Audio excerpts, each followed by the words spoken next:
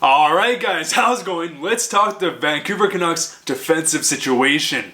I'm actually borrowing a lighting kit from my work, so hopefully it actually looks pretty good. I think I'm going to buy one today, so hopefully it improves the quality of my videos. But anyways guys, let's just get straight into this video. So on July 1st, the Vancouver Canucks signed Tyler Myers, Jordie, Benn, and Oscar Fantenberg.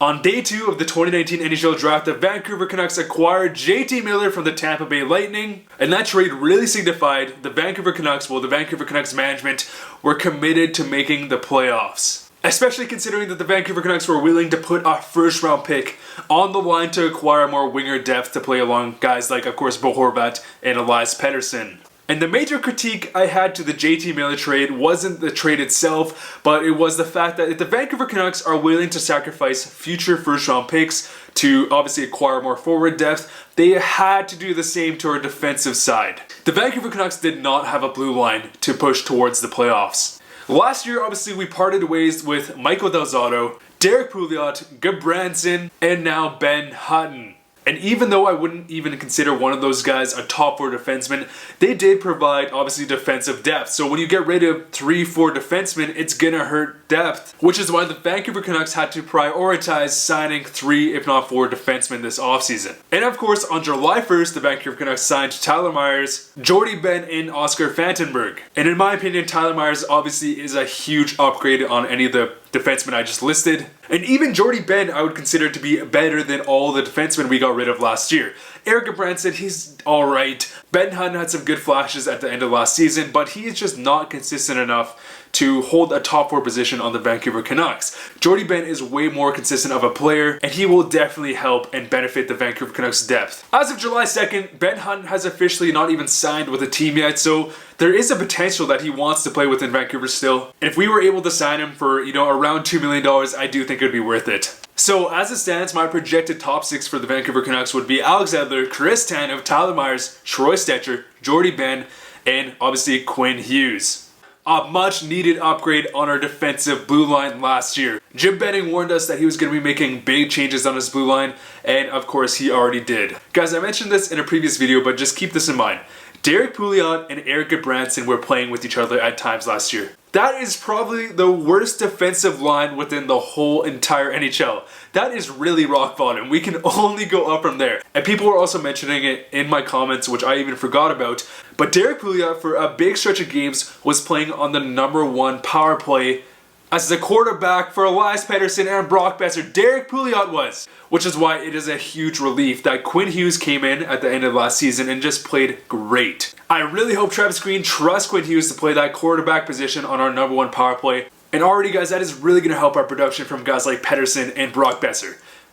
Alex Edler is a decent power play quarterback, but he is just not the guy. His passes are a bit too predictable, his shots are very predictable.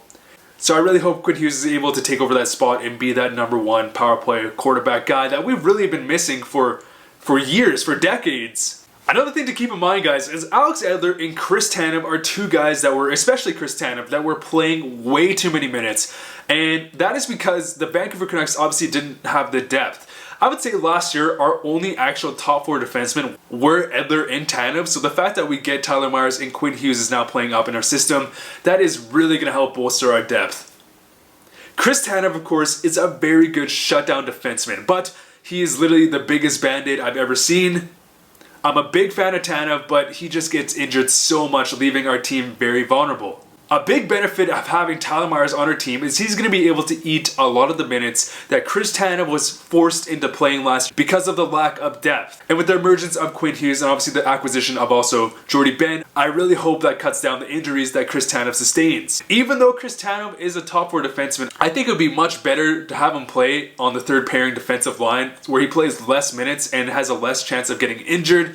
Even though I think he's obviously able and completely capable of playing within the top 4, I think just because of injury's sake, play him on the 3rd pairing defense, guys. even slot him in with Quinn Hughes and transition him into the NHL and start with less minutes. Kristanov can't get injured for, half the season again. Another person to mention is obviously Olli Juolevi. Olli Juolevi was the 5th overall pick from 2016. And he's a player that a lot of people are writing off as a bust. However, I do not see it that way. Olli Juolevi is only 21. He had a great career within the London Knights system. He then had an excellent season within Liga playing for TPS. He had 19 points in 38 games. He had a great playoffs having 7 points in 11 games. He then of course went to Utica where he had a really good start to the season. He had 13 points in 18 games on a very weak Utica blue line. But then of course he had a major season-ending knee injury. And guys, if you guys didn't know, I actually tore my ACL probably 3 times now.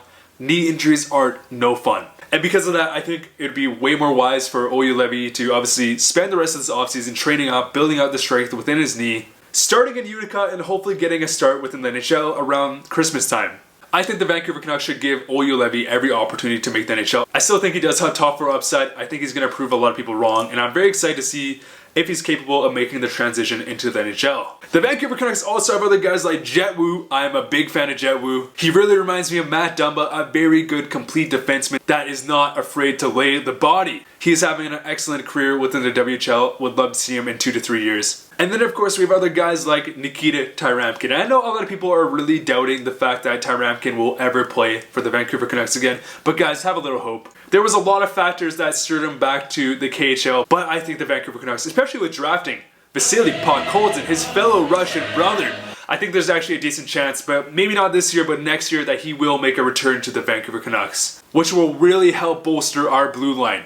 And honestly guys, I do not think the Vancouver Canucks have a Stanley Cup contending blue line as it stands right now. We need another elite puck-moving defenseman. Quinn Hughes is a fantastic starter. I think he has great top 2 potential, but he alone is not enough. I think the Vancouver Canucks either need to draft another great defenseman, develop one, or go and get one. If we want to be a potential Stanley Cup contending team, we have so many great pieces on our team now, so many great assets. Obviously, Brock Besser, Bo Horvat, Elias Pettersson, Quinn Hughes, Vasily Podkolzin, but I still think we are missing that top 2 defenseman. And with Alex Edler most likely retiring after this 2-year contract is done, we are in desperate need to somehow acquire or do something with another top-end elite defenseman. But anyways guys, let me know what you think about the Vancouver Canucks blue line down below. Again guys, I really want to thank you guys so much for all the support guys. We are almost nearing 700 subscribers.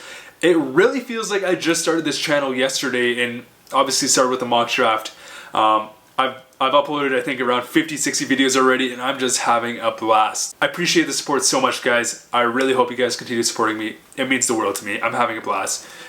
Let me know what you guys think down below. See you guys later.